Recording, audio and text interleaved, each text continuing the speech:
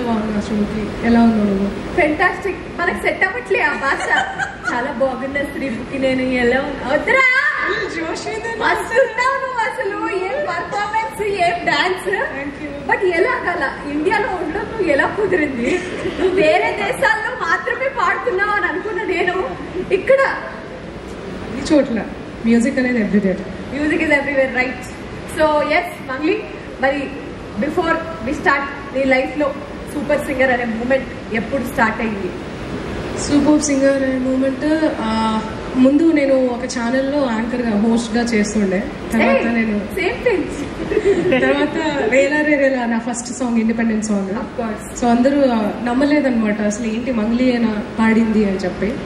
తర్వాత అందరూ చాలా అప్రిషియేట్ చేశారు. అసలు Mangli voice oh my god చాలా బాగుంది, చాలా మంచి అప్రిషియేషన్స్ వచ్చాయి.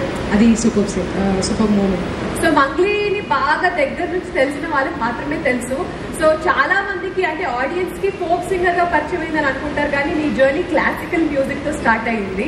సో అసలు ఈ ప్రయాణం from classical music to folk songs to బెండి తెరలో ఇప్పుడు అన్ని ఆల్మోస్ట్ అన్ని లాంగ్వేజెస్ లో ఆల్ సూపర్ హిట్ సాంగ్స్ పాడుతుండడం, ఈ జర్నీ ఎలా ఉంది? చాలా బాగుంది. అంటే నేను అనుకోలేదు ఇలా చిన్నప్పటి నుంచి ఫోక్ సాంగ్స్, మూవీ సాంగ్స్ అలా చిన్నగా పాడేది. తర్వాత క్లాసికల్ నేర్చుకోవడం, భరతనాట్యం నేర్చుకోవడం, తర్వాత ఈ ఫోక్ అనేది నన్ను ఎత్తైన శిఖరాలకు తీసుకెళ్ళిపోయింది. ఫోక్ అనేది అందరి మ్యూజిక్, దాంట్లో స్వచ్ఛత ఉంటుంది, చాలా సోల్ఫుల్ ఉంటుంది. సో అందుకనే నన్ను చాలా బాగా ఎంకరేజ్ చేశారు. అందువల్ల ఇక ఫోక్. సరే ఓకే, ఒక్కసారి నాతో ఒక ప్రమాణం చెయ్యి స్టేజ్ మీద.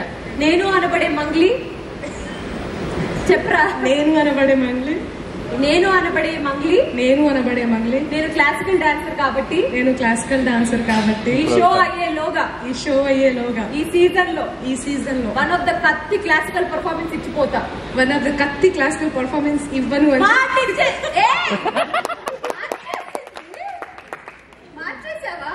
She not just a singer, she's a anchor cum dancer cum అతి త్వరలో హీరోయిన్ గా కూడా రాబోతుంది కదా.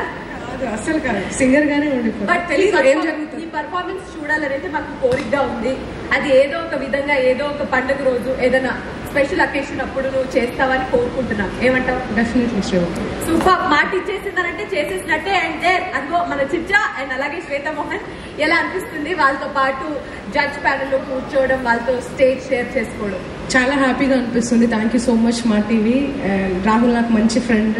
శ్వేత గారు తను చాలా చాలా గ్రేట్ టాలెంటెడ్. తను వాళ్ళతో పాటు నేను అక్కడ కూర్చోవడం అనేది నిజంగా నాకు టఫ్ అనిపిస్తుంది, హ్యాపీ అనిపిస్తుంది, చాలా మంచిగా అనిపిస్తుంది. కూర్చోవడం టఫ్ అనిపించినప్పుడు అప్పుడప్పుడు నిల్చోరా, పర్వాలేదు.